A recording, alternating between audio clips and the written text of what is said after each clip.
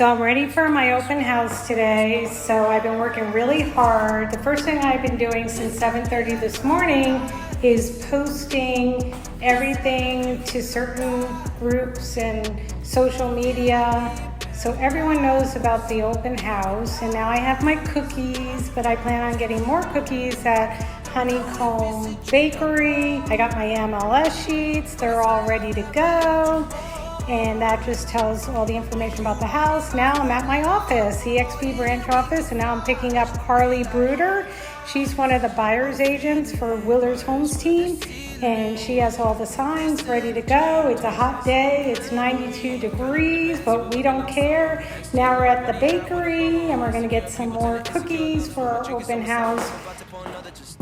And then we had to put all the signs out, and look at all those signs, and it's 92, but we don't care, and we are ready for our open